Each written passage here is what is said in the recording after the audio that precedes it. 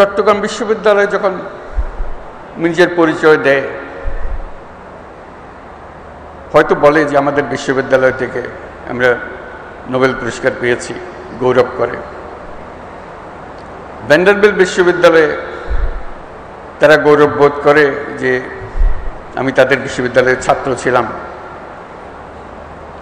তা আমি তাদেরকে বলি যে চট্টগ্রাম বিশ্ববিদ্যালয়ে গৌরব করার কারণ বড় দুইটা, তোমাদেরটা একটা, তাদেরটা দুইটা। এই জন্যে এই পুরো কর্মসূচি যার জন্য নোবেল পুরস্কার, তার সমস্ত গোড়াপত্তন হয়েছে বিশ্ববিদ্যালয়ে, এই বিশ্ববিদ্যালয়ের সাহচর্যে।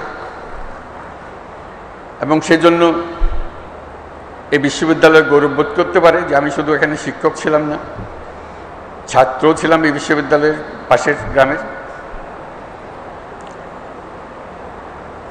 সেই হিসেবে সে একটা বলতে পারে যে আমাদের বিশ্ববিদ্যালয় থেকে একটা নোবেল পুরস্কার পেয়েছে।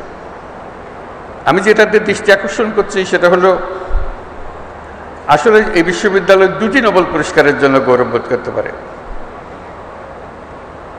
একটি তো আমি ব্যক্তিগতভাবে নোবেল পুরস্কার পেয়েছি এখানে শিক্ষক থাকা অবস্থায়। দ্বিতীয়ত হলো যে গ্রামীণ ব্যাংক সৃষ্টি হলো,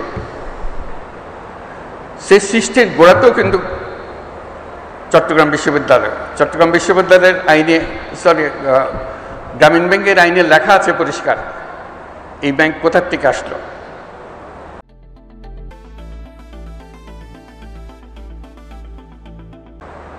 এই ব্যাংকের জন্ম হয়েছে চট্টগ্রাম বিশ্ববিদ্যালয়ে অর্থনীতি বিভাগে, সেটা তার স্পষ্ট উল্লেখ আছে। কাজে দুটো, এবং গ্রামীণ ব্যাংকও একটা নোবেল পুরস্কার প্রাপ্ত প্রতিষ্ঠান।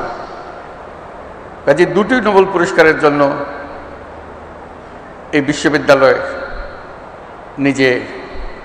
নিজেদের ছাত্রছাত্রীদেরকে জানাতে পারে যে তার ইতিহাস কি, এবং এর প্রাসঙ্গিকতা এবং এর ভবিষ্যৎ করণীয় সেটা নির্ধারণে ছাত্র সমাজ তারা ঠিক করবে যে তারা কী ধরনের ভবিষ্যৎ চায় নিজেদের জন্য। কারণ এই বিশ্ববিদ্যালয়ের আরেকটি শিক্ষা, যেটা আমরা সবসময় সবাইকে স্মরণ করিয়ে দিই, আমরা যে ধরনের বিশ্ব গড়তে চাই সেই বিশ্ব গড়ার ক্ষমতা আমাদের আছে, সকল মানুষেরই আছে। কিন্তু আমরা গতবাঁধা পথে চলে যাই বলে আর নতুন পৃথিবীর কথা আমরা চিন্তা করি না। এই বিশ্ববিদ্যালয় যেন সবসময় এটা স্মরণ রেখে তার পাঠদান কর্মসূচি, তার গবেষণা কর্মসূচি শিক্ষকদের এবং ছাত্রদের জন্য যে চালু রাখে, যে আমরা শুধু খণ্ডিত বিষয়ে গবেষণা করার জন্য নিয়োজিত নই।